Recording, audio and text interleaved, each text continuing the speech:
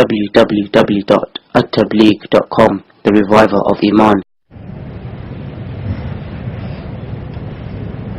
أعوذ بالله من الشيطان الرجيم. بسم الله الرحمن الرحيم. يا بني إسرائيل اذكروا نعمتي التي أنعمت عليكم وأوفوا بعهدي أوف بعهدكم وإياي فارهبون وآمنوا بما أنزلت مصدقا لما معكم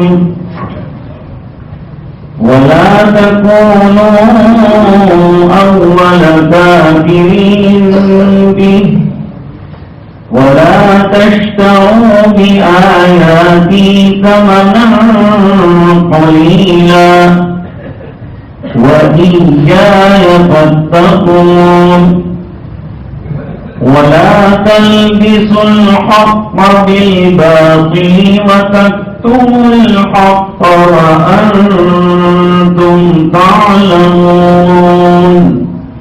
صدق الله العظيم.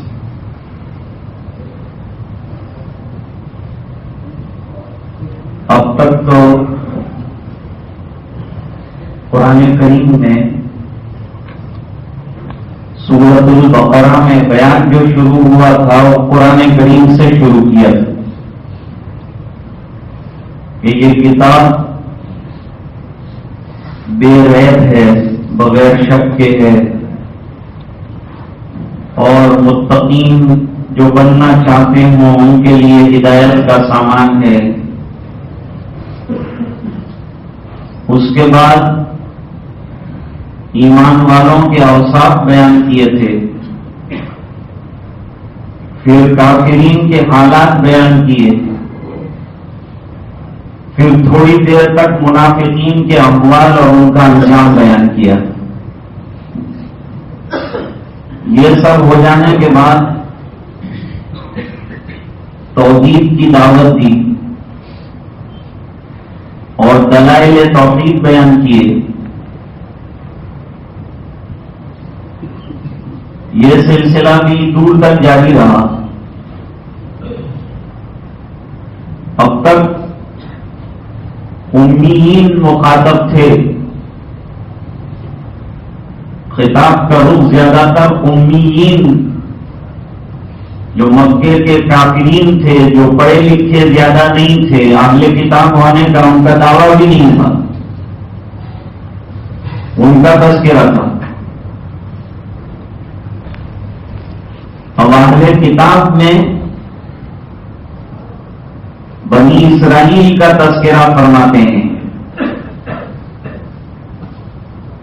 دو طبقوں نے اپنے اہل کتاب ہونے کا دعویٰ کیا تھا اور پھر بھی وہ اس دعوے میں سچے تھے.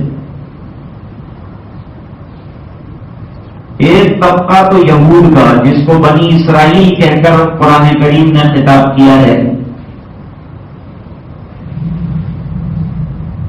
یہ زیادہ تر حضرت موسیٰ علیہ السلام کے پیروکار اور ماننے والے ہیں،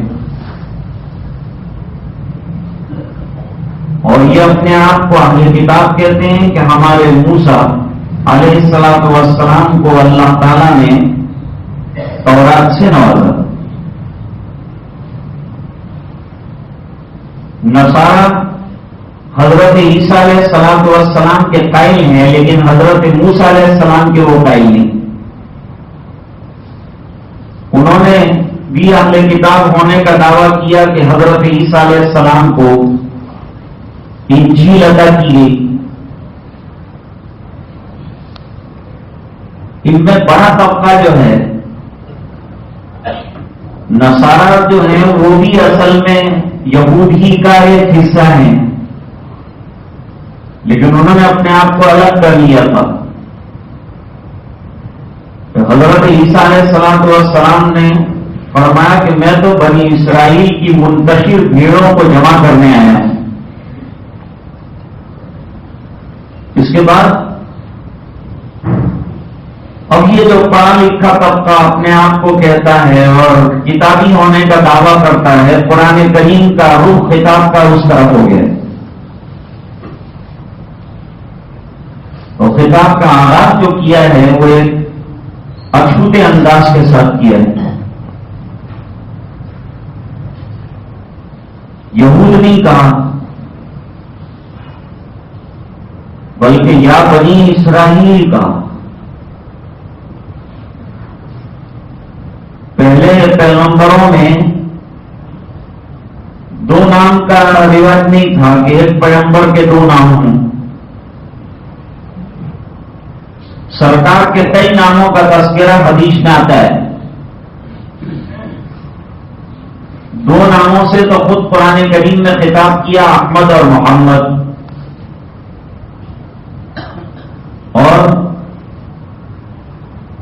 ماہی یہ حضور پاک صلی اللہ علیہ وسلم کا ایک وصفی نام ہے. حاشر یہ بھی حضور پاک صلی اللہ علیہ وسلم کا ایک نام ہے. عاقب یہ بھی آپ صلی اللہ علیہ وسلم کا ایک نام ہے. اور ہے کہ آپ خاتم النبیین ہیں، آپ رحمت للعالمین ہیں، یہ بھی قرآن کریم نے کہا ہے. اب فرماتے ہیں کہ انبیاء میں حضرت یعقوب علیہ السلام والسلام کا دوسرا نام اسرائیل رہا. تو نبی کے حوالے سے اس امت کو یاد کیا، حالانکہ قرآن کریم میں یہود بھی کہا ہے ان کو. اور یہود کیوں کہا؟ اس کی وجہ یہ لکھی کہ حضرت یعقوب علیہ السلام کے 12 صاحبزادے تھے. ان میں ایک بڑے بیٹے کا نام یہودا تھا. اس کے نام سے متعلق ہو کر بنی اسرائیل کو یہود کہتے ہیں. دوسری ایک وجہ مفسرین نے یہ لکھی ہے کہ انہوں نے توبہ کرتے ہوئے اللہ کے دربار میں یوں کہا تھا کہ انا ہدنا الیک، اے اللہ ہم توبہ کرتے ہوئے تیرے دربار میں رجوع ہو کر آئے ہیں. تو ہدنا کے معنی ترنا کا جلالین میں تفصیل لکھی. تو دو نام ہوئے، ایک تو یعقوب، دوسرا نام جو رکھا وہ اسرائیل. یہ عبرانی زبان کا لفظ ہے. اسر کے معنی بندے اور ایل کے معنی اللہ، اللہ کے بندے. اصل میں یہود کو یہاں بنی اسرائیل کہنے میں اس طرف اشارہ کرنا مقصود ہے کہ تم اللہ کے بندے نہیں بنے، نفس کے بندے بن گئے، خواہشات کے پجاری بن گئے، تمہیں اللہ کا بندہ بننا تھا. اس کے بعد فرماتے ہیں اللہ تعالیٰ کہ تم جو نعمتیں ہیں، ابھی یہ بیان چلے گا پارے کے ختم تک، 123 آیتوں تک بنی اسرائیل کا بیان چلے گا. یا بنی اسرائیل اذکروا نعمتی التی انعمت علیکم، اللہ تعالیٰ اپنے انعامات یاد دلا رہے ہیں. امت مسلمہ کے ساتھ اللہ کا کرم یہ رہا ہے کہ ان کو احسانات نہیں یاد دلائے گئے، کیونکہ امت کو احسان یاد ہے، اور جنہوں نے اللہ کے احسانات کو فراموش کیا ہے ان کو یاد دلائیں گے احسانات کو. ہم نے یہ بھی احسان کیا، یہ بھی کیا، یہ بھی کیا، یہ بھی کیا، پھر بھی تم بھول گئے. اور امت مسلمہ کو سرکار کی برکت سے وہ احسانات یاد نہیں دلائے جو بار بار یہود کو دلائے گئے.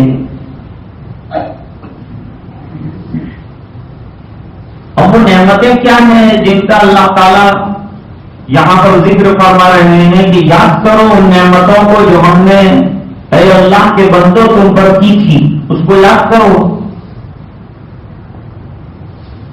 کون سی نعمتیں ہیں؟ اب وہ نعمتوں کا تذکرہ خود اللہ تعالیٰ مختلف طریقے سے اسی پارے میں بیان کر رہے ہیں، اور اس کے علاوہ کئی پاروں میں بیان ہوئے ہیں.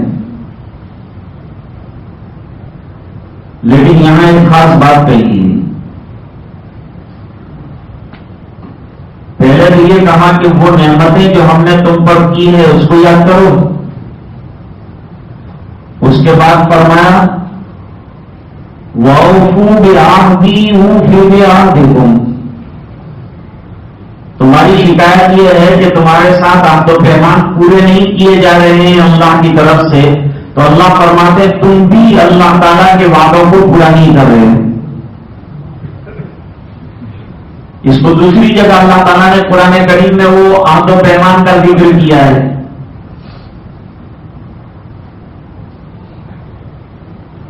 کہ اللہ تعالیٰ نے حضرات انبیاء کو بھیجا ہے بنی اسرائیل کی طرف. وَبَعَثْنَا مِنْهُمُ اثْنَيْ عَشْرَ نَقِيبًا، اور 12 نقیب یکے بعد دیگرے بھیجے تھے جنہوں نے عہد و پیمان یاد کر رہا ہے کہ تم کو کیا کرنا ہے. یہاں کیا خاص عہد و پیمان ہے جس کی طرف متوجہ کرنا چاہتے ہیں، بتانا چاہتے ہیں؟ ان کی کتابوں میں سب سے بڑا عہد و پیمان یہ تھا کہ جب بھی آخری نبی آئیں گے تو تم تمام اہل کتاب کو ان کی طرف رجوع کرنا ہے اور ان پر ایمان لانا ہے اور ان کی مدد کرنا ہے. ایک جگہ قرآن کریم میں اللہ تعالیٰ نے اس کی طرف اشارہ کیا ہے کہ جن لوگوں نے یہ عہد و پیمان جو ان کی کتابوں میں تھا اس کو 3 شکلوں میں حقوق کے نبی کریم صلی اللہ علیہ وسلم کے پورا کیا. فَالَّذِينَ آمَنُوا بِهِ، جو ایمان لائے حضور پاک صلی اللہ علیہ وسلم. وَعَزَّرُوهُ، اور سرکار کی عظمت اور آپ کی رفعت کا خیال رکھا. وَنَصَرُوهُ، اور آپ کی مدد فرمائی. جب پکارا آپ نے مدد کے لیے دوڑ کر مدد کرنے کے لیے آئے. وَاتَّبَعُوا النُّورَ الَّذِي أُنزِلَ مَعَهُ، اور وہ قرآن کریم جو سرکار لے کر آئے اس کی اتباع کی. أُولَئِكَ هُمُ الْمُهْتَدُونَ، یہ لوگ ہیں ہدایت یافتہ. تو سرکار کے حقوق اس آیت میں بیان ہوئے ہیں. سب سے پہلے تو سرکار پر ایمان لانا یہ حق ہے. نمبر 2، آپ کی عظمت اور آپ کا احترام محفوظ رکھنا اور اس کا خیال رکھنا، یہ دوسرا. تیسرا، جب نصرت کی پکار لگے دین کی مدد کرنا. اور چوتھا، قرآن کریم جو سرکار لے کر آئے اس کے حقوق بجا لانا. یہ 4 چیزیں کوئی اگر کر رہا ہے تو اس کے لیے فرمایا کہ یہ محتد ہے، ہدایت یافتہ ہے. بنی اسرائیل کو بھی یہ بات کہی گئی ہے. تو بنی اسرائیل یوں کہتے تھے کہ اللہ نے ہمارے ساتھ عہد و پیمان پورا نہیں کیا. اللہ نے شکایت فرمائی کہ تم نے بھی عہد و پیمان پورا نہیں کیا ہے. تم اگر یہ شکایت کرتے ہو کہ تمہارے ساتھ کے وعدے پورے نہیں ہوئے، تو ہم کہتے ہیں کہ تم نے بھی وعدے پورے نہیں کیے ہیں. تمہارا سب سے بڑا وعدہ تھا کہ نبی آخر الزماں آئے تو ان پر ایمان لانا. لائے تم ایمان؟ بلکہ تم نے ریشہ دوانیاں کی، سرکار کی دعوت میں روڑے اٹکائے اور دین کے کام میں تم رکاوٹ بنے. خود روکے، دوسروں کو روکا. وَيَصُدُّونَ عَنْ سَبِيلِ اللَّهِ، تمہارا کام تو یہ تھا کہ دوسروں کو دین کی دعوت دیتے اور بتاتے کہ ہماری کتاب میں یہ لکھا ہے کہ یہ نبی آخر الزماں، اس کی سب علامتیں موجود ہیں. یہودیوں کے بہت بڑے عالم عبداللہ بن سلام رضی اللہ تعالیٰ عنہ ایمان لائے. یہ اپنی کتاب میں مطالعہ کرتے کرتے کہ نبی آنے والے ہیں، یہ مدینے والے کہتے ہیں کہ نبی ہیں. تو ہم جا کے جانچیں گے ہماری کتابوں میں علامتیں بیان کی ہیں، وہ علامتیں ان میں پائی جاتی ہیں کہ نہیں پائی جاتی؟ وہ علامتیں پائی جاتی ہوں گی تو میں ایمان لاؤں گا، اور پہلے نمبر پر ایمان لاؤں۔ عبداللہ ابن سلام کے علاوہ اور بہت سے یہودی علماء تھے۔ یہود کے علماء کو عربی میں احبار کہتے ہیں اور نصارہ کے علماء کو رہبان کہتے ہیں۔ تو عبداللہ ابن سلام چلے حضور پاک صلی اللہ علیہ وسلم کے تشریف لانے کے بعد آپ سے ملاقات کی ہے۔ تو پہلے نمبر پر ایمان لانے میں یہ کہا کہ چہرہ کہتا ہے کہ سچے ہیں، چہرے کی صداقت بتاتی ہے، کیونکہ جھوٹے کا چہرہ اس قدر نورانی اور صاف شفاف ہو نہیں سکتا، نور برس رہا ہے، معلوم ہوتا ہے کہ یہ نبی ہے۔ تو پہلے تو چہرہ دیکھ کے دین قبول کرنے کے لیے تیار ہوئے، پھر وہ 3 علامتیں پوچھی جس کے بارے میں یہ کہا کہ اس کا جواب نبی کے علاوہ کسی کے پاس نہیں، نبی جواب دے سکتا ہے تو جواب نہیں دے سکتا۔ تو 3 سوال کیا تھے؟ پہلا سوال تو یہ کیا کہ قیامت کی بڑی علامتوں میں جو پہلی علامت ظاہر ہوگی وہ کیا ہو؟ دوسرا سوال کیا جنتیوں کا پہلا کھانا کیا ہے؟ پہلا جو بریک فاسٹ جنتیوں کو دیا جائے گا وہ کیا ہوگا؟ نمبر 3، بچہ کبھی باپ کے مشابہ ہوتا ہے، کبھی ماں کے مشابہ ہوتا ہے، کیوں؟ سرکار نے فرمایا انشاءاللہ وہی کی روشنی میں جواب دوں۔ سوال نمبر 1، قیامت کی ایک بڑی علامت ظاہر ہوگی کہ ایک آنکھ نکلے گی جو مشرق سے لوگوں کو ہانکتی ہوئی مغرب کی طرف لے جائے گی۔ پورا عالم گویا کہ یہ آگ پیچھے ہوگی، لوگ آگے ہوں گے اور سمٹتے ہوئے چلے جائیں گے۔ کوئی عالمی جنگوں کی طرف اشارہ ہو سکتا ہے، کیونکہ یہ جو بم پڑے ہوئے ہیں یہ سب آگ ہی ہیں جو انسان کو سمیٹنے کے لیے کافی ہیں۔ تو پہلی چیز تو یہ بیان کی۔ دوسرا سوال تم نے یہ کیا تھا کہ جنتیوں کو پہلا کھانا کیا دیں گے اللہ؟ تو جواب دیا کہ زیادہ تو کرے گا پروٹین،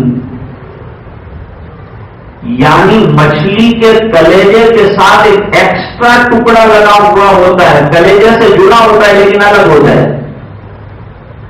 اور وہ پوری مچھلی میں سب سے لذیذ حصہ ہوتا ہے۔ یہ اللہ تعالیٰ جنتیوں کو پہلی مرتبہ عطا فرمائیں گے۔ وہ مچھلی بھی جنت کی اور وہ نعمت بھی جنت کی، اور اس میں بے ذائقہ کی کا ویسے بھی سوال پیدا نہیں ہوگا، کیونکہ جنت کی کوئی نعمت بے ذائقہ نہیں، اس کا ذائقہ اعلیٰ اور عمدہ درجے کا ہے۔ عبداللہ ابن سلام نے کہا بالکل ٹھیک جواب، اور نبی کے علاوہ کوئی جواب نہیں دے سکتا، کیونکہ یہ سوالات کا تعلق جو ہے زمینی نہیں آسمان سے ہے، وہی کی روشنی کے بغیر جواب نہیں مل سکتا۔ تیسرا جواب سرکار نے دیا کہ کبھی باپ کا پانی پویتر ہوتا ہے تو بچہ باپ کی شکل کا ہوتا ہے، کبھی ماں کا پانی پویتر ہوتا ہے تو بچہ ماں کی شکل کا ہوتا ہے۔ اور میں یہ جواب بھی بالکل صحیح اور درست دیا، اور پھر ایمان لے آئے۔ تو یہود کی کتابوں میں جو سب سے بڑا وعدہ ان سے لیا گیا تھا کہ نبی آخر الزمان اور علامتیں ظاہر ہو جائیں، جیسے ان کا ہجرت کرنا اور مدینے آنا، یہ خود علامت لکھی ہوئی ہوں گے کہ وہ نبی ہجرت بھی کریں گے اور مدینے بھی آئیں گے۔ اور ایک عجیب بات یہ ہے، آگے قرآن کریم خود کہہ رہا ہے کہ مدینہ منورہ میں 2 بڑے قبیلے تھے، اوس اور خزرج۔ پہلے یہود کا غلبہ تھا مدینہ پر، لیکن ایک معاملہ ایسا پیش آیا کہ یہودیوں کے 100 لیڈر ایک ساتھ ختم کیے گئے، ان ان کے بڑے بڑے ساتھی جو تھے ان کو ایک ہی دعوت کے اندر ختم کر دیا اور سب خزرج والوں نے. تو غلبہ ان کا ہو گیا, ان کو مدینہ سے باہر نکلنا پڑا. تو 3 قبائل میں تقسیم ہوئے یہ لوگ. 3 قبیلے تھے بڑے بڑے یہودیوں کے, بنو نذیر, بنو قینقاع اور بنو قریظہ. پہلے یہ مدینہ میں آباد تھے, پھر ان کو مدینہ سے باہر جانا پڑا اور سہارا جو ہے اوس اور خزرج والوں کا لینا پڑتا تھا. تو یہ اوس اور خزرج والوں کو کہتے تھے کہ تم گھبراؤ مت, آخری نبی ہمارے پاس ہی آنے والے ہیں, اور جب وہ آخری نبی آئیں گے تو ان کے ساتھ مل کر تمہارا مقابلہ کر کے پھر ہم مدینے سے غلبہ پائیں گے. لیکن سرکار آئے تو سب سے زیادہ مخالفت یہود نے کی. حالانکہ ان کو سب سے زیادہ چانس دیا گیا تھا کہ یہ سرکار کے قریب ہوتے, وہ تمام چانسز دیے گئے تھے, لیکن ایسا ہوا نہیں. حالانکہ یہود اپنی کتاب کی روشنی میں سرکار کو بہت زیادہ جانتے تھے. یہ بات بھی قرآن کریم میں کہی ہے کہ کوئی باپ اپنے بیٹے کو اتنا نہیں جانتا ہوگا جتنا کہ یہود سرکار کو جانتے تھے, اور آپ کی صداقت کو اور آپ کی رسالت کو جانتے تھے, لیکن اس کے باوجود نہیں مانا انہوں نے. اللہ تعالیٰ فرماتے ہیں کہ تمہیں شکوہ ہے کہ ہم نے تمہارے ساتھ آپ کو پیمان پورا نہیں کیا, تو ہمیں بھی شکوہ ہے کہ تم نے اپنا وعدہ پورا نہیں کیا. تمہیں ایمان لانا چاہیے تھا, تم ایمان نہیں لائے. تم کو سرکار کا ساتھ دینا چاہیے تھا, سب سے زیادہ تم نے مخالفت اور دشمنی کی. وَإِيَّايَ فَارْهَبُونَ, اور تم کو کس چیز نے سرکار کی اتباع سے روکا؟ دنیا کی جاہ و منزلت میں. دنیا کی جاہ اور اس کی محبت, دنیا کا مال اور اس کی محبت, تمہاری وجاہت چلی جانے کا تم کو خطرہ رہا کہ تم سرکار کی مان لیں گے تو وہ بڑے ہو جائیں گے, ہم چھوٹے ہو جائیں گے. یہ خیال سے تم نے سرکار کی نہیں مانی. حالانکہ حدیث میں ہے کہ اسلام کسی کی سرداری کو چھینتا نہیں ہے, بلکہ اس کو سردار بناتا ہے, بلکہ اس کی سرداری کو 4 چاند لگ جاتے ہیں. اللہ فرماتے ہیں وَإِيَّايَ فَارْهَبُونَ, تم کو دنیا کی یہ سب چیزیں کیوں ڈرا رہی تھی؟ تمہیں ڈرنا تھا تو مجھ سے ڈرنا تھا, اور اللہ سے ڈر کر سرکار پر دین لے آنا تھا, قبول کر لینا تھا, سرکار پر ایمان لانا تھا. کیوں نہیں لائے؟ دنیا کی وجاہتیں مجبور ہو جائے تمہاری, اس بنا پر تم نے حق سے اعراض کیا, اس کی وجہ سے تم دور نکل گئے, گمراہی میں بہت دور چلے گئے. آگے فرماتے ہیں اب بھی وقت نہیں گیا ہے, اب بھی وقت ہے. وَآمِنُوا بِمَا أَنزَلْتُ مُصَدِّقًا لِمَا مَعَكُمْ, تم سروے کرو, میں نے جو کتاب محمد الرسول اللہ صلی اللہ علیہ وسلم کو دی ہے اس میں تمہاری کتاب کی تصدیق کی گئی ہے. جیسے تم کو ملنے والی کتاب میں آنے والی کتاب قرآن کریم کی تصدیق ہے, اور نبی کی تصدیق ہے, اور دین کی تصدیق ہے, تو سرکار کی کتاب میں پہلی جو کتابیں اتری ہیں اس کی تصدیق ہے کہ وہ آسمان سے اتری تھی, حضرت موسیٰ علیہ السلام کو دی گئی تھی, اور ان کو تورات پر لینے کے لیے پورا بیان اور پورا مضمون آ گیا. خود قرآن کریم نے اسی بارے میں بیان کیا ہے جس کی تفصیل آ گئی. اس سے بڑھ کر اور کیا دلیل ہو سکتی ہے کہ تمہاری کتاب کی قرآن کریم تصدیق کر رہا ہے, تم ہو کہ قرآن کی تکذیب کر رہے ہو. اب یہ قرآن کریم کے بیان سے ہی تعلق رکھنے والی بات میں آپ کے سامنے ذکر کرتا ہوں, نئی بات نہیں بیان کرتا. وہ یہ ہے کہ آخر یہود جو ہیں وہ سرکار سے اتنے زیادہ دور کیوں ہو گئے, اور کیوں ان کو اس قدر دشمنی رہی؟ اس کی ایک وجہ ہے, اور وہ وجہ یہ ہے کہ انہوں نے یہ سوچا تھا کہ ہماری کتابوں میں جس نبی کا تذکرہ آیا ہے کہ وہ آخر میں آنے والا ہے, ان کا گمان یہ تھا کہ وہ ہمارے خاندانوں میں یہود میں آئے گا,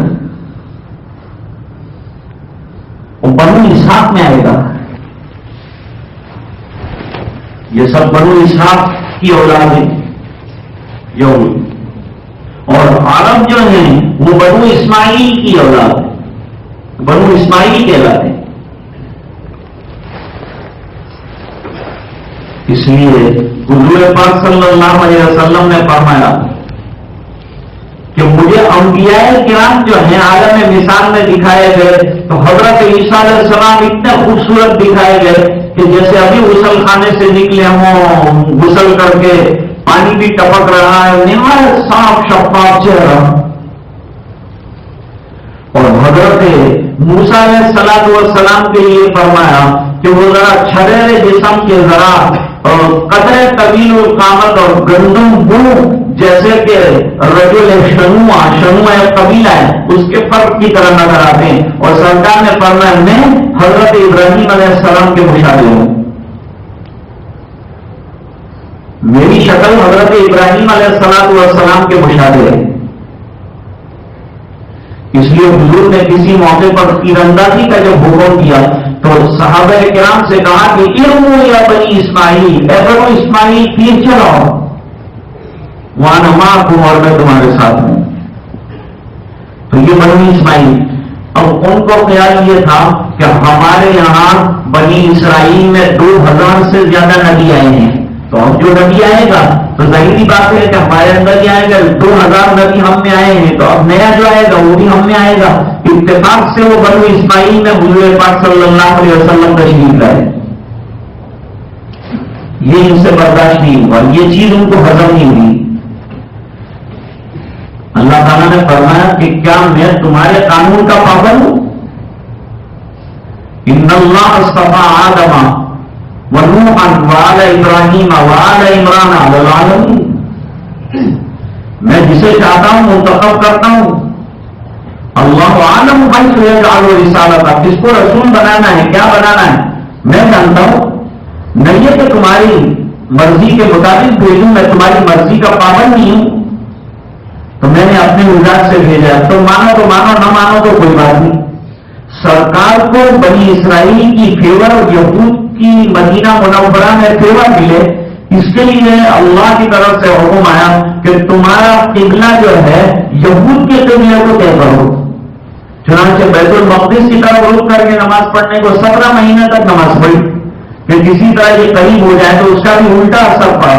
الٹی ہی چال چلتے ہیں دیوان گنج, آنکھوں کو بند کرتے ہیں دیدار کے لیے. تو معاملہ بالکل الٹا رہا. جب دیکھا کہ کسی طرح سے مائل ہونے کے لیے تیار نہیں ہے تو پھر سختی کا اور مخالفت کا رویہ اسلام نے اپنایا.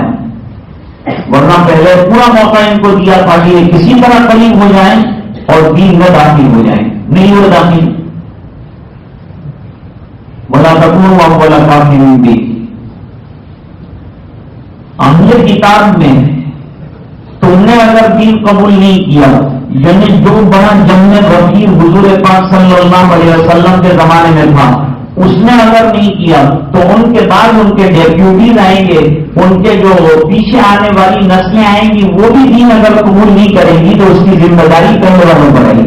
اس لیے قرآن کریم کہتا ہے ولا تکونوا اول کافر بہ, کفر کرنے والوں میں سے اور سرکار کے انکار کرنے والوں میں پہلے نمبر کے اوپر تمہارا نام کہیں منظر نہ ہو جائے, اس میں خیال رکھو. ورنہ اگر کفر میں تمہارا نام پہلے مندرج ہوا تو تمہارے بعد جتنے لوگ آئیں گے اور جو دین نہیں لائیں گے وہ تمام کا خمیازہ تم کو بھی بھگتنا ہے. یہ دستور ہے, یہ قانون ہے قرآن کریم کا, یہ قانون ہے دین کا, شریعت کا, کہ جو کسی بھلائی کی بنیاد ڈالے, نیکی کی دعوت کی بنیاد ڈالے, نیک عمل کرنے کی بنیاد ڈالے اور اس کے نیک عمل کو دیکھ کر کوئی اللہ کے بندے نیک اعمال کریں, شامل ہوں, تو یہ بنیاد ڈالنے والے کو بھی ثواب ملے گا اور جتنے لوگ عمل کریں گے ان کو ان کا بھی ثواب اللہ تعالیٰ دیں گے. تو جو پہلی بنیاد ڈالے اس کے اوپر سب معاملہ آتا ہے کہ بنیاد کس نے ڈالی تھی. تو اچھائی کی بنیاد ڈالنے والے بنو, ایمان لے آؤ تاکہ تمہارے پیچھے لوگ ایمان لائیں. ولا تکونوا اول کافر بہ. اور پھر ان کی کتاب کے بارے میں کہا ولا تشتروا بآیاتی ثمنا قلیلا, اور ہماری آیتوں کو چھوٹے چھوٹے دنیا کے فائدوں پر فروغ مت کرو. تعلیم قرآن کا مسئلہ اور اس پر اجرت لینے کا مسئلہ اس سے نہیں نکالا جا سکتا، لیکن یہاں تو یہ کہا گیا ہے کہ تم نے دنیا کی وجاہت کو برقرار رکھنے کے لیے اپنی کتاب میں جو نشانیاں بیان ہوئی تھی حضور پاک صلی اللہ علیہ وسلم کی صداقت کی، ان کے اندر جو ہے تکبر کیا ہے، اس کے اندر تغیر کیا ہے یا اس کو چھپایا ہے اور لوگوں تک اس کو پہنچایا نہیں ہے، صرف اپنی وجاہت کو برقرار رکھنے کے لیے اور اپنی دنیا کی خواہشات اور اپنے دنیا کے عیش کو اور خاص طور سے اپنی بڑائی کو برقرار رکھنے کے لیے تم نے ایسا کیا ہے. تو ایسا مت کرو. وَلَا تَشْتَرُوا بِآيَاتِي ثَمَنًا قَلِيلًا، اور نہ خریدو اور چھوٹے سے دنیا کے فائدے کے لیے قرآن کریم کو بیچو مت، یا یہ جو کتاب تم جس کے ساتھ معاملہ کر رہے ہو ایسا مت کرو. یہ بہت بری بات ہے جو تم کر رہے ہو. وَلَا تَشْتَرُوا بِآيَاتِي ثَمَنًا قَلِيلًا. اور رہ جاتی ہے یہ بات کہ تعلیم قرآن پر یہاں خریدنے بیچنے کو نہ کہا ہے، تو تعلیم دیتے ہیں، علماء محنت کرتے ہیں، تو اس پر اجرت لے سکتے ہیں کہ نہیں؟ کسی کو قرآن کریم سکھایا، ایک تو یہ ہے کہ دین کی دعوت پر تو کوئی اجرت نہیں لیتے، لیکن تعلیم کے کسی کو قرآن کریم پڑھنا صحیح سکھایا، اس کو الفاظ سکھائے، اس کو پڑھنے کی عربی کی تعلیم دی، تو اس کے اوپر اجرت لے سکتے ہیں کہ نہیں؟ بعض ائمہ نے منع کیا، جیسے کہ امام مالک ہے، امام احمد ہے، امام شافعی رحمہ اللہ ہے، ان تمام نے تو نہ کہا کہ تعلیم قرآن پر اجرت لینا جائز نہیں، اور آیت کو دلیل میں بھی پیش کیا اور دوسری بھی دلائل ہیں. حنفیہ نے موقع کی نزاکت کو دیکھتے ہوئے پھر فتویٰ دیا. امام صاحب بھی نہ کہتے ہیں، بلکہ بعد میں تو شوافی اور حنابلہ اور ان تمام حضرات نے کہا کہ نہیں لے سکتے ہیں. حالات سنگین ہو گئے. کیوں؟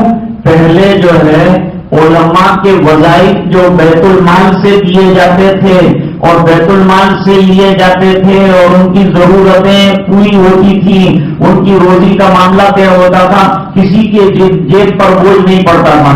لیکن اب بیت المال کا نظام بالکل اب تک ہو گیا ہے ہی نہیں، سرے سے کوئی کسی کو دیتا ہی نہیں ہے.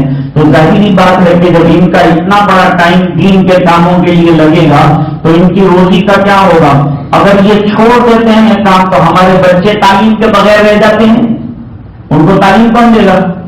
ظاہری بات ہے کہ ان کے اوقات کو جو گھیر لیا اور ان کے اوقات کو جو ہم نے چاروں طرف سے بند کر دیا، تو اس پر اوقات کو گھیر لینے کے عوض میں کہ اتنا وقت اگر یہ دنیا کے کسی کام کو دیتے تو کتنا ان کو عوض مل جاتا، کتنا عوض کم سے کم ان کو دینا چاہیے، اور اتنا عوض تو ضرور دینا چاہیے جس سے ان کا کام چل سکے، ان کی ضرورتیں جو ہے وہ پوری ہو سکیں، یہ دینا ضروری ہے. چنانچہ امام صاحب نے بھی اس پر فتویٰ دیا. پہلے جو فتویٰ آیا تھا اس میں سب لوگ دینے کے لیے حامی بھر رہے تھے اور امام صاحب نہ کہہ رہے تھے کہ نہیں دینا.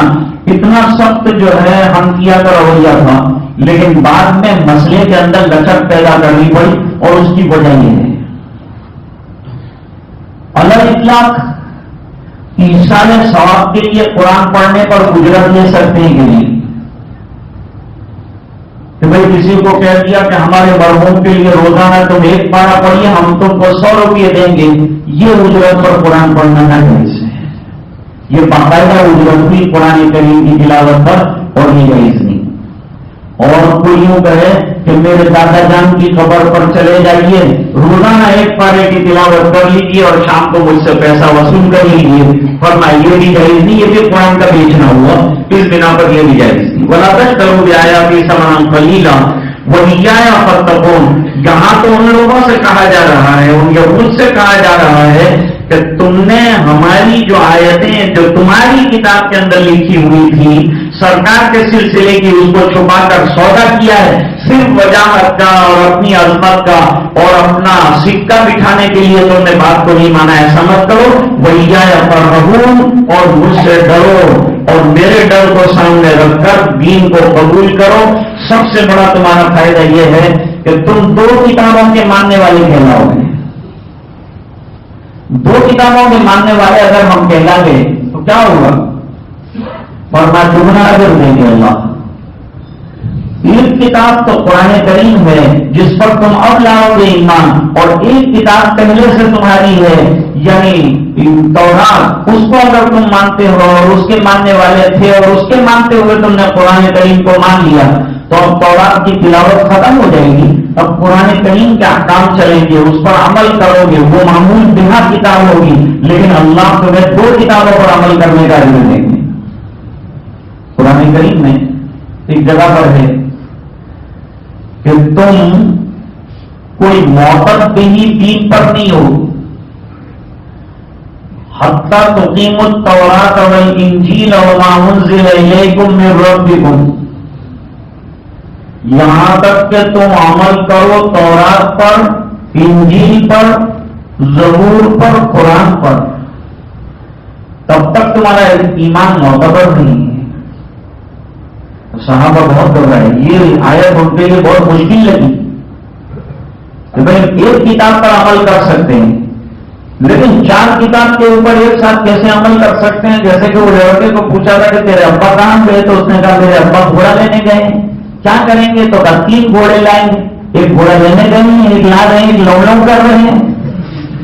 تو فرماتے ہیں کہ یہ 4 کتاب پہ ایک ساتھ عمل کرنا. سرکار نے فرمایا ایسا نہیں. اصل بات یہ ہے کہ کتابیں اسٹیپ بائی اسٹیپ آئی. پہلے زبور آ گئی، زبور میں کچھ مسائل اور کچھ احکام آئے، پھر اس کو اپڈیٹ کیا تو وہ تورات کی شکل میں آئے. تورات میں احکام زیادہ ہے. نہ انزلنا تورات فیہا ھدی ونور یحکم بہا النبیون الذین اسلموا، وہاں پر ذکر فرمایا. تو تورات میں احکام زیادہ ہے. اس کے بعد دوسرے نمبر پر جو ہے وہ انجیل ہے. انجیل میں بھی احکام ہے لیکن بنسبت تورات کے کم ہیں. یہ اپڈیٹ ہو کر پھر دوسری کتاب آئی ہے. یہ اس کتاب کا ایک جز بن کر آئی. یہ کتاب اور تفصیل بیان کرنے کے لیے. یہ 3 کتابوں کے بعد یہ 3 کتابوں کا نچوڑ اور 3 کتابوں کا قیام کہ اس کے جو مضامین تھے وہ تمام مضامین کو سمیٹ دیا اور سمیٹ کر اللہ تعالیٰ نے قرآن کریم کے اندر بیان کیا. اور فرمایا ابھی آخری کتاب ہے جس میں تینوں یا جتنی بھی آسمانی کتابیں وہ تمام آسمانی کتابوں کا نچوڑ ہے جس کو قرآن کریم کے اندر بیان کر دیا. اس کا مطلب یہ ہوا کہ اگر کوئی قرآن کریم پر عمل کرے گا تو نتیجتاً وہ سب کتابوں پر عمل کرنے والا کہہ جائے گا. تو حضور پاک صلی اللہ علیہ وسلم نے فرمایا جو قرآن کریم پر عمل کرنے والا ہے وہ ہر کتاب پر عمل کرنے والا مانا جاتا ہے. اس کو ہر کتاب پر عمل کرنے والے کا اجر اللہ تعالیٰ عطا فرمائیں گے. تو معتد بھی دین یہ ہے کہ خلاصہ تو خلاصہ اور نچوڑ جو ہے وہ قرآن کریم کی شکل میں اللہ تعالیٰ نے اتارا ہے. جتنے انبیاء ہیں ان کو جو رسالت اور جو نبوت دی گئی وہ نبوت اسٹیپ بائی اسٹیپ آگے بڑھاتی تھی اور امت کو ایک حد تک اور ایک لیول تک لانے کی محنت ہے. جب وہ لیول آ گیا انجیل کے وقت وہ لیول آنے کے قریب ہو گیا اور جب قرآن کریم آیا تو وہ لیول کی امت ہو گئی. اس لیے اللہ نے پوری دنیا کے خطوں میں سے منتخب کر کے حضور پاک صلی اللہ علیہ وسلم کے صحابہ کرام کو منتخب کیا اور انہوں نے اس لیے جیسے حضور کی رسالت منتخب ہے آپ متبع ہیں اور آپ مصطفیٰ ہیں اسی طریقے سے آپ کے صحابہ دنیا کے جتنے اصحاب انبیاء میں رہے ہیں ان تمام میں سب سے زیادہ سلیکٹڈ ہیں اور سب سے زیادہ منتخب ہیں. اس کے بعد قرآن کریم میں اعمال صالحہ کی رغبت بیان فرمائی اور یہ کہا کہ اعمال صالحہ کیوں کرنے چاہیے اور اعمال صالحہ میں بھی جڑ کی 2 باتیں بیان کی کہ یہ 2 اعمال تمہاری زندگیوں میں آئیں گے تو تمہاری 2 بیماریاں ختم ہو جائیں گی. وَأَقِيمُوا الصَّلَاةَ وَآتُوا الزَّكَاةَ وَارْكَعُوا مَعَ الرَّاكِعِينَ. یہ بڑی لمبی تفصیل ہے، لیکن صرف اتنی سی بات ذکر کرنی ہے کہ عبادات میں سے صرف 2 عبادتوں کو منتخب کیا اور صرف 2 عبادتوں کا ذکر کیا. حالانکہ اسلام میں عبادات بہت زیادہ ہیں، اعمال بہت ہیں، لیکن اعمال میں منتخب کر کے جو پیش کیا وہ 2 چیزوں کو پیش کیا. ایک جانی عبادت پیش فرمائی، ایک مالی عبادت پیش فرمائی. کیوں؟ اس کی وجہ تفصیل ہے، پھر انشاءاللہ آئندہ میں. ہمارے ابراہیم بھائی پاروانوں کا انتقال ہوا، ان کے لیے دعا فرمائے اللہ تعالیٰ مرحوم کی بھی انتہا مغفرت فرمائے، جنت میں اعلیٰ اور بالا مقامات عطا فرمائے. اور بھی کچھ لوگ جو ہیں وہ دنیا سے تشریف لے گئے. محمد ایوب بجلا صاحب کا انتقال ہوا ہے، ان کے لیے دعائیں مغفرت فرمائے. اور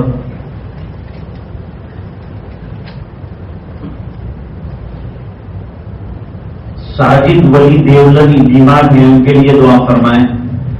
اللہ تعالیٰ عافیت کے ساتھ صحت کاملہ نصیب فرمائے. سعید بھائی کی والدہ سارا پا بیمار ہیں، شفا کے لیے دعا فرمائیں. یوسف بھائی سمجھو کی اخیریہ کا آپریشن ہے اور میجر آپریشن ہے، دعا کریں اللہ تعالیٰ عافیت کے ساتھ صحت کاملہ اور آپریشن کو کامیاب فرمائے. رسول بھائی گوگالی صاحب جو ہیں، جن کے صاحبزادے ہمارے یہاں ہمیشہ تشریف لاتے ہیں اور آرکیٹیکٹ ہیں اور کام اچھا کرتے ہیں، تو وہ ان کے والد صاحب کا انتقال ہوا، ان کے لیے دعا فرمائے اللہ تعالیٰ مرحوم کی مغفرت فرمائے. درود پاک پڑھیے. اللهم صل على سيدنا محمد وعلى آل سيدنا محمد وبارك وسلم. آتنا في الدنيا حسنة وفي الآخرة حسنة وقنا عذاب النار. من عذاب القبر ومن عذاب الحشر ومن عذاب الفقر ومن عذاب الدين واحشرنا يوم القيامة مع الأبرار. ربنا لا تزغ قلوبنا بعد إذ هديتنا وهب لنا من لدنك رحمة إنك أنت الوهاب. ربنا إنك جامع الناس ليوم لا ريب فيه إن الله لا يخلف الميعاد. ربنا اغفر لنا ذنوبنا وإسرافنا في أمرنا وثبت أقدامنا وانصرنا على القوم الكافرين. ظلمنا أنفسنا وإن لم تغفر لنا وترحمنا لنكونن من الخاسرين. ربنا لا تجعلنا فتنة للقوم الظالمين ونجنا برحمتك من القوم الكافرين. اللهم احفظنا من كل بلاء الدنيا وعذاب القبر وعذاب الآخرة. اللهم لا تقتلنا بغضبك ولا تهلكنا بعذابك وعافنا قبل ذلك. اللهم إن قلوبنا ونواصينا وجوارحنا بيدك لم تملكنا منها شيئا، فإذا فعلت ذلك بنا فكن أنت ولينا واهدنا إلى سواء السبيل. اللهم آت نفوسنا تقواها وزكها أنت خير من زكاها أنت وليها ومولاها. اللهم اشف أعداءنا وأسقامنا. اللهم اشف مرضانا ومرضى المسلمين وارحم موتانا وموتى المسلمين. يا حي يا قيوم برحمتك نستغيث اصلح لنا شاننا كله ولا تكلنا الى انفسنا طرفة عين. اے اللہ ہمارے گناہوں کو معاف فرما، کوتاہیوں سے درگزر فرما، اپنا فضل اور کرم شامل حال فرما، رحم کے اور کرم کے اور خیر کے اور عافیت کے فضل کے فیصلے فرما. اے اللہ ہمیں 100% دین پر قائم فرما. اے اللہ ہماری کمزوریوں کو دور فرما، ہمارے ذوق ایمانی کو ختم فرما. اے اللہ ہماری غفلتوں کو دور فرما. اے اللہ بیداری والی زندگی عطا فرما. اے اللہ تیری رضا والی زندگی عطا فرما. تو ہم سے راضی اور خوش ہو جا، ہمیں اپنا بندہ بنا دے. تیری مرضیات پر چلنا ہے اللہ ہمارا نصب العین بنا دے، نقطۂ نظر بنا دے. اے جان العالمین نمازوں کا پابند بنا دے، تلاوت قرآن کا شہدائی بنا دے. اے جان العالمین بیماروں کو شفا کاملہ عطا فرما، پریشانوں کی پریشانیاں دور فرما، جو الجھنوں میں گرفتار ہیں ان کی الجھنیں دور فرما، جو مقروض ہیں غیر سے قرضوں کے پورا ہونے کی سبیل پیدا فرما. اے اللہ جب تک زندہ رکھے ایمان پر زندہ رکھ، جب وقت آخر ہو کر میری موت عطا فرما. اے اللہ نبی کریم صلی اللہ علیہ وسلم کی اتباع زندگی اور زندگی کے ہر شعبے میں نصیب فرما. اے اللہ دعائیں اپنے فضل و کرم حبیب پاک صلی اللہ علیہ وسلم کے تو خیر منظور فرما برحمتک یا ارحم الراحمین.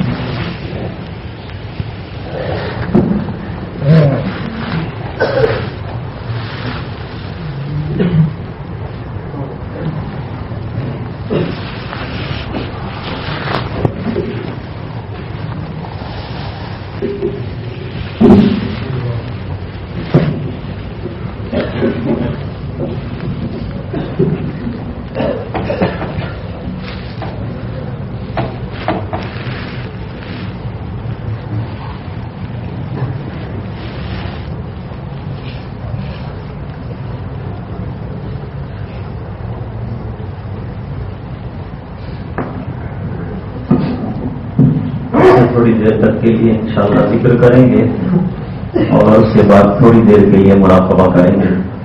ذکر کا طریقہ سب کو معلوم ہی ہے.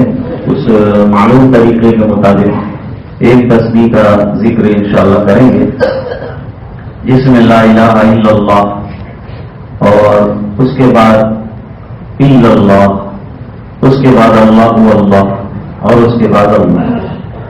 یہ چند چھوٹی چھوٹی تصویرات ہیں اور جن کو کہا گیا ہے، جو اسباب دیے گئے ہیں وہ اسباب کے مطابق اپنے اسباب کو روزانہ پابندی کے ساتھ پورے کریں، استقامت کے ساتھ پورے کریں. اللہ تعالیٰ استقامت میں ہم کو برکتیں عطا فرماتے ہیں، خیر فرماتے ہیں. آدمی میں جماؤ پیدا ہوتا ہے، چند دن کرنا پھر چھوڑ دینا، یعنی جب موقع ملے ذکر اللہ خوب کریں اور اس کے فائدے انشاءاللہ ظاہر ہوتے ہی رہیں گے. سب سے بڑا فائدہ میں نے ذکر کیا ہے کہ اتنا وقت اللہ کی یاد میں لگ جانا، یہ سب سے بڑی بات ہے. تو اب سے تھوڑی دیر تک انشاءاللہ ذکر کریں گے لا الہ الا اللہ کا. ایک شعر کے ساتھ شروع کرتے ہیں. تیرے سوا معبود حقیقی کوئی نہیں ہے، کوئی نہیں، اور تیرے سوا مسجود حقیقی کوئی نہیں ہے، کوئی نہیں، اور تیرے سوا موجود حقیقی کوئی نہیں ہے، کوئی نہیں. اب تو رہے بس تاج میں آخر ورد زبان ہے میرے الہ.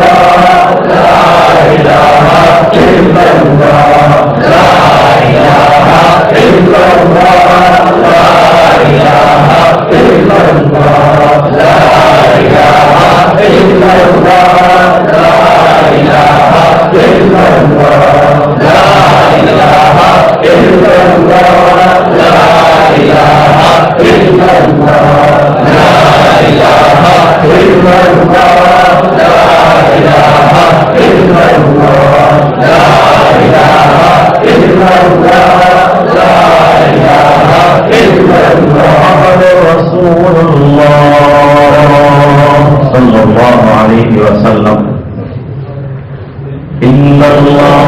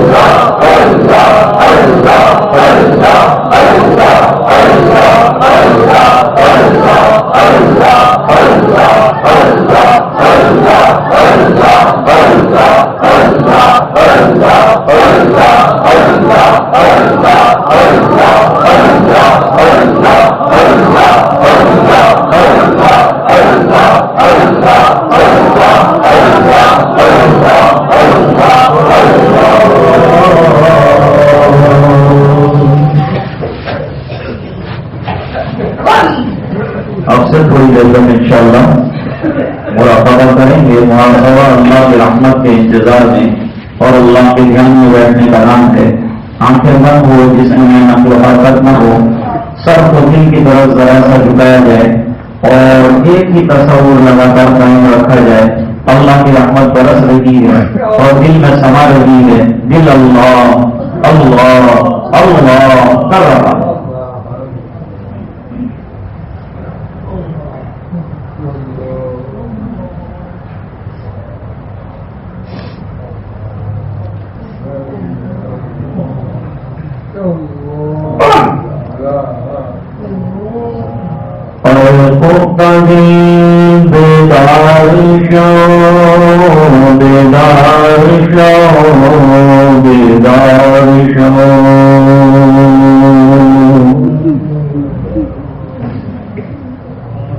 غفلت میں ڈوبے ہوئے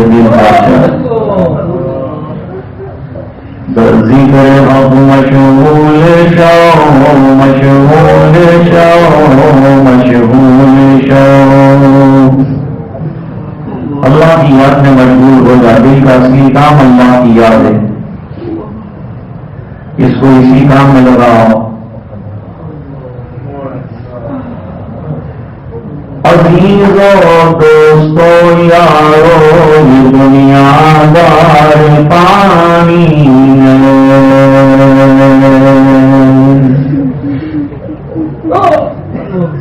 دل سے مت لگاؤ تم لحد میں جا بنانی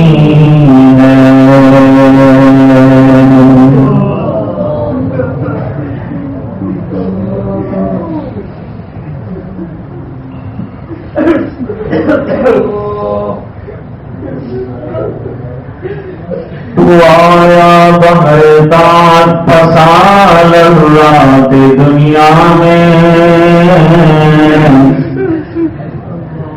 عقل کھوئی گئی تیری کیسی نادانی.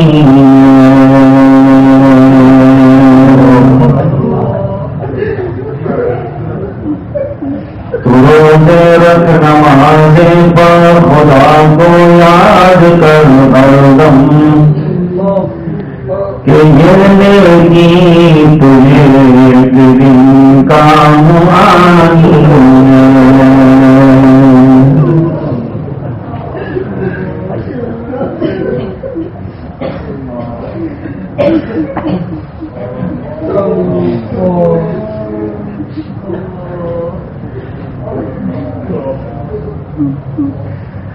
دنیا نہ دولت نہ دن جائے گا فقط ساتھ تیرے کفن جائے گا.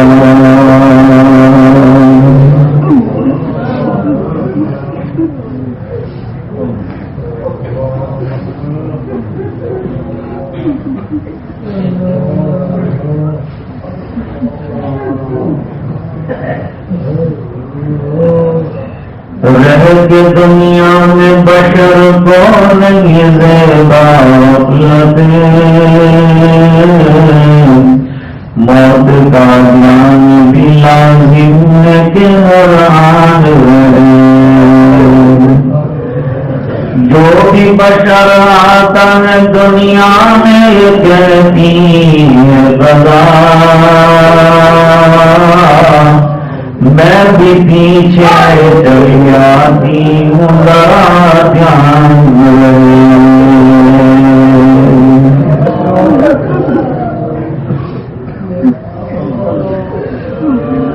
اور مراقبہ جب کر رہے ہوں تو یہ بات سوچنی چاہیے کہ آج تو کہاں گیا تو میں نے آنکھیں بند کر لی، جسم میں نقل و حرکت ختم کی، لیکن ایک دن ایسا آئے گا کہ جب جسم پر میرا اختیار ختم ہو جائے گا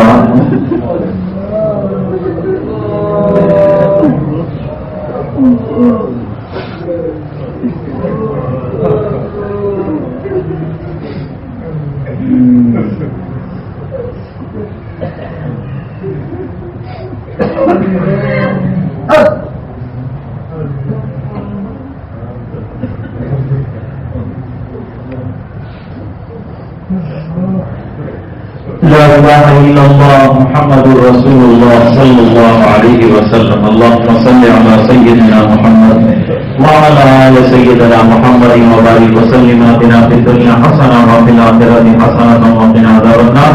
من عذاب القبر ومن عذاب الحشر ومن عذاب الفقر ومن عذاب الدين واحشرنا يوم القيامة مع الأبرار. ربنا لا تزغ قلوبنا بعد إذ هديتنا وهب لنا من لدنك رحمة إنك أنت الوهاب. ربنا إنك جامع الناس ليوم لا ريب فيه إن الله لا يخلف الميعاد. اللهم إن قلوبنا ونواصينا وجوارحنا بيدك لم تملكنا منها شيئا فإذا فعلت ذلك بنا فقد أنت ولينا واهدنا إلى سواء السبيل. اللهم أعط نفوسنا تقواها وزكها أنت خير من زكاها أنت وليها ومولانا. اللهم طهر قلوبنا من النفاق وأعمالنا من الرياء وألسنتنا من الكذب وأعيننا من الخيانة فإنك تعلم خائنة الأعين وما تخفي الصدور. إليك رب فحفظنا وفي أنفسنا لك فضلنا وفي أعين الناس فأرزقنا وعلى صراطك المستقيم فقبلنا وعلى أعدائك أعداء الإسلام فانصرنا وعن سيء الأخلاق فجنبنا وعلى صالح الأخلاق فقومنا. اے اللہ ہمارے گناہوں کو معاف فرما، رحمت سے رضا فرما، اپنا فضل اور کرم سے ہمیں حال فرما، رحم کے کرم کے عافیت کے خیر کے فضل کے فیصلے فرما۔ اے الہ العالمین زندگی کا بہت بڑا حصہ تجھے ناراض کر کے گزارا ہے، اللہ اس دن عظیم کو معاف فرما دے۔ اے اللہ ہماری اس پر معذور نہ فرما، اے اللہ باقی حصہ طاعت والا بنا دے، اے اللہ عنابت والا بنا دے، تیری عبادتوں والا بنا دے، تیری رضا والا بنا دے۔ اللہ تو ہم سے راضی اور خوش ہوگا، ہمیں اپنا بندہ بنا دے۔ اللہ یہ ناسازگار حالات کو سازگار فرما دے، اللہ لوگوں کی پریشانیوں کو ختم فرما دے، اللہ الجھنوں کو دور فرما دے، اللہ جو قرضوں میں ڈوبے ہیں غیر سے قرضوں کے نکلنے کی سبیل پیدا فرما دے، جو پریشان ہے جس طرح سے پریشان ہے اللہ ان کی پریشانیاں دور فرما دے، اللہ جو بیمار ہے ہمیں شفا کاملہ کا فرما، روحانی جسمانی امراض سے شفا کاملہ نصیب فرما دے، اللہ منمانی زندگی سے حفاظت فرما دے، اللہ ہمارے دل کے بگاڑ دور فرما دے، اللہ ہمارے ظاہر اور باطن کے احوال کی اصلاح فرما دے، اللہ قلوب کو نور معرفت سے منور فرما دے، اللہ مشاہد کے فیضان عطا فرما دے، اللہ ہماری زبانوں کو ذکر کے لیے جاری فرما، اللہ قلوب کو جاری فرما، تیری معرفت نصیب فرما، تیرا ذوق تیرا شوق تیری محبت تیرا عشق عطا فرما۔ اے اللہ نفس کے اور شیطان کے بدائی سے ہماری حفاظت فرما، نمازوں کا پابند بنا دے، اے اللہ ذکر کا شہبائی بنا دے، اے اللہ تلاوت قرآن کا عاشق بنا دے، اے اللہ کثرت سے تیری یادوں والی زندگی عطا فرما، اے اللہ غفلت والی زندگی سے عبادت فرما، اے اللہ معصیات سے عبادت فرما، اے اللہ گناہوں سے دور فرما دے، نیکیوں سے قریب فرما دے، نیکیوں کا عشق ہمارے دلوں میں ڈال دے، اللہ اس کے کرنے کا جذبہ دے دے، اللہ نیکیوں کی توفیق عطا فرما، اللہ گناہوں سے بچنے کی ہمتیں عطا فرما۔ اے الہ العالمین جو حضرات پریشانیوں کی پریشانیاں دور فرما، اللہ ایمان پر دنیا سے جانے والوں کی مغفرت فرما، زمین قبرستان والوں کی مغفرت فرما، جو بیمار ہیں انہیں شفا کاملہ عطا فرما، اور اللہ جن کے آپریشن ہے اللہ کامیاب فرما، اللہ پورے مدینے کی مغفرت فرما، امت کے ایک ایک فرد کی مغفرت فرما۔ اے اللہ دعائیں اپنے فضل و کرم حبیب پاک صلی اللہ علیہ وسلم کے تو خیر منظور فرما، برحمتک یا ارحم الراحمین۔ www.attableek.com, the reviver of